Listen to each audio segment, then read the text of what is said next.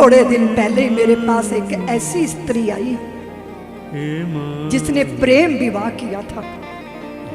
माँ बाप ने घर से निकाल दिया। वो विवाह सफल नहीं हुआ क्योंकि इसको बच्चा नहीं हुआ। ससुराल वालों ने इसको मार मार के निकाल दिया। 2-3 बार इसने आत्महत्या करने का प्रयत्न किया, पर एक बार मुझे टीवी पे देख लिया तो ये मेरे पास चली आई। बहुत दिनों से वात्सल्य ग्राम में थी। जब वो बच्ची पालने में आई तो इसी देवी को मैंने कहा जाओ उस बच्ची को लेकर आओ।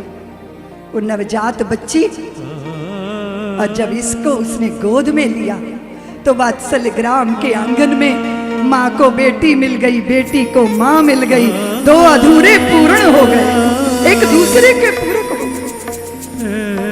देवियों, हमने कल्पना की 5-7 पुत्रियां, 1-2 पुत्र, माँ, मौसी, नानी। इतनी सुंदर सृष्टि है वात्सल्य ग्राम की।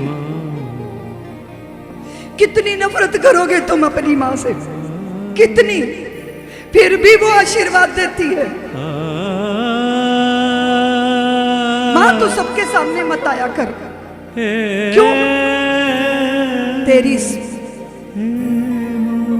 तू बदसूरत है ना, तेरी आंख नहीं है ना, तू काणी है ना, बच्चे मेरा मजाक उड़ाते हैं। सारी जिंदगी नफरत की। वो वहां इम्तिहान देने जाता, ये गरम चाय लेकर खड़ी रहती द्वार पर, विद्यालय के द्वार पर। बड़ा हुआ, घर छोड़ के भाग गया, ब्याह कर लिया, बच्चे का बाप बन गया। माँ ने चिट्ठी लिखी, पुत्र तेरा पुत्र देखने आ जाऊं। तो चिट्ठी का जवाब देता है, माँ तू मत आना, तेरी शक्ल देख के मेरी पत्नी मेरे बच्चे डर जाएंगे। वर्षों बाद लौटा अपनी जन्मभूमि पे। सोचा माँ से मिल लूं, कोठड़ी में ताला लगा था। मेरी माँ कहाँ गई? लोगों ने कहा वो तो मर गई, तेरे लिए चिट्ठी छोड़ी। माँ की चिट्ठी, माँ की चिट्ठी कैसी होती होगी? चिट्ठी पढ़ी कि बच्चे तू छोटा था, तेरा एक्सीडेंट हुआ, तेरी एक आंख खराब हो गई। डॉक्टर ने कहा तेरे पुत्र को एक ही आंख से दुनिया देखनी है।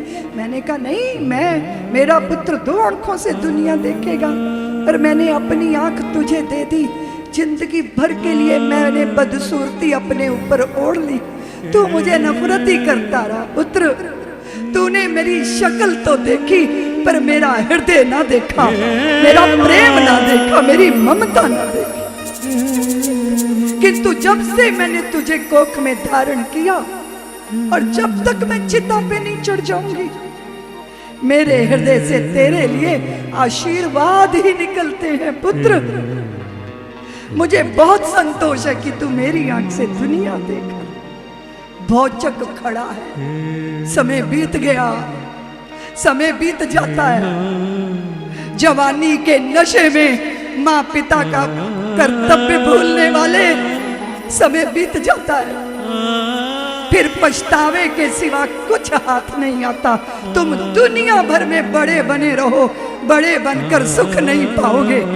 तुम्हें बच्चा बनना होगा, और बच्चा बनने के लिए तुम 50 वर्ष के भी हो जाओ, पर जब अपनी अम्मा की गोद में जाके सर रख दोगे ना, तो नन्हे हो जाओगे, निर्बोझ हो जाओगे, बोझ मुक्त हो जाओगे। इसलिए हमारे यहाँ कहा गया, 4 धाम माँ पिता के चरणों में। कहाँ भटकते फिर रहे हो? कौन से देवी देवताओं को मनाते फिर रहे हो? मैं बहुत प्रसव पीड़ाओं से गुजरती हूँ देवियों।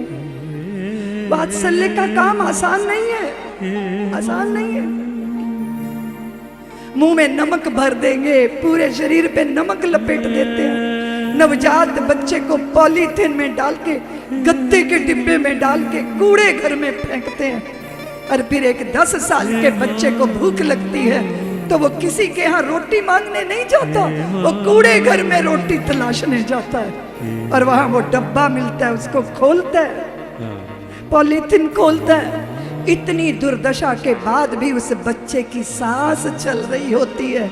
जाको राखे साइया, मार सके ना कोई, बाल ना बांका कर सके जो जग भई। उस बच्चे को लेके मैं महीनों अस्पताल बैठी रही। मेरे गुरुदेव ने कहा, रितंभरा, ये मौत के मुंह से खींच के जिंदगी के जीवन में, जीवन के आंगन में, जिंदगी के आंचल में आया है।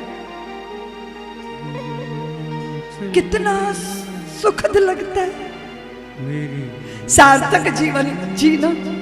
फिर कई बार हम सोचते हैं कि हमारे पास धन होता, हमारे पास सामर्थ्य होती, हम कर लेते।